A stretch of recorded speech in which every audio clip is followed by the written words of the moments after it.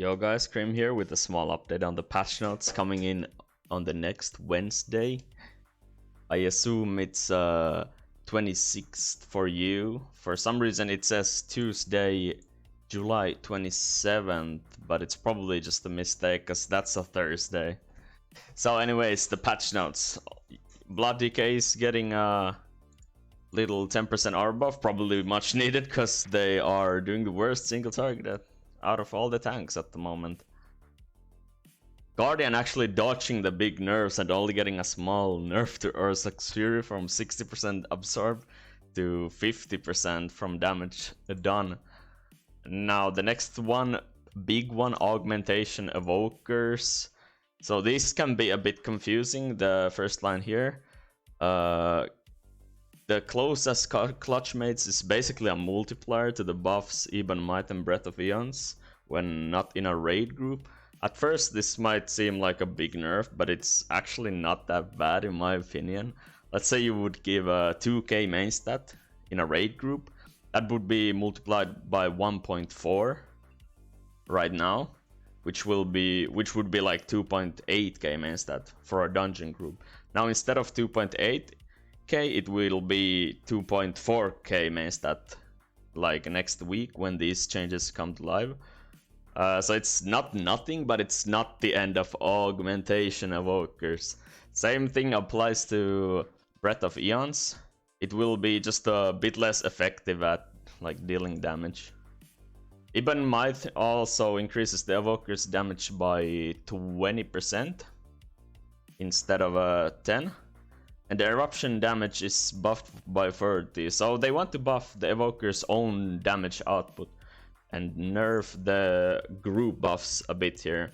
I think they will buff some more of the evoker's damage if they wanna like actually do this, like buff in the future, as eruption's damage is already like fully split in AoE. It's like a split trinket. So, and the Fade Mirror's chance to occur reduced to 15%. This was 20%. Fade Mirror is basically a talent that gives the players with the Evoker crit buff a chance to deal 15% of the damage dealt again, like as a damage proc. So that's taking a small hit as well. Lastly, the Aspect's Favor. The max HP buff when pressing Obsidian Scales.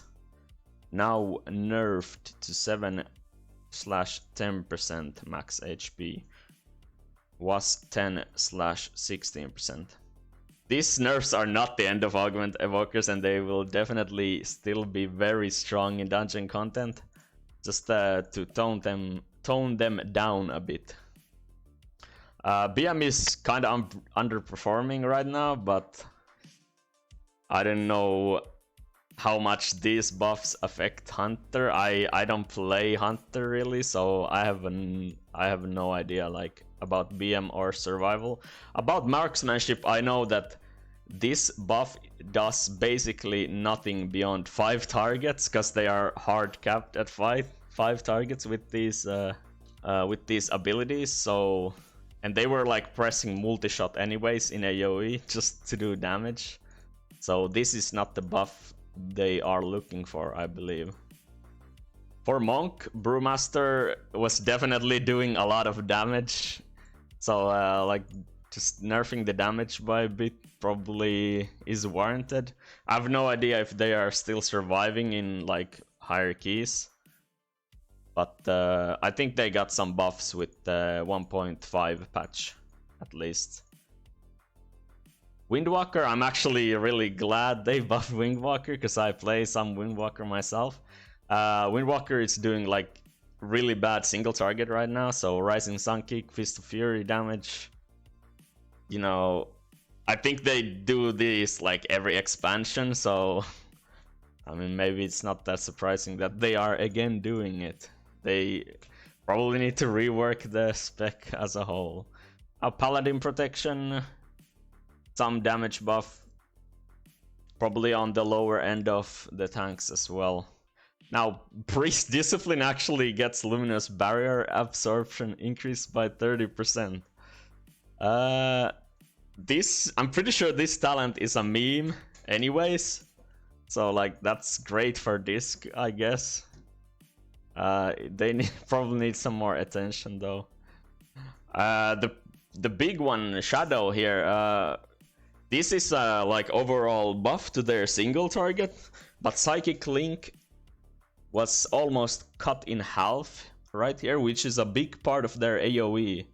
So like there's a possibility that they are gonna like swap talent builds or something like that in the coming weeks. The Restoration Shaman, I really like this Restorative Mists that it goes to 40 yards instead of 20 only. The initial burst is still remains at 20 yards. And Warrior, Protection, ability damage increased by 7%. Yay Warriors.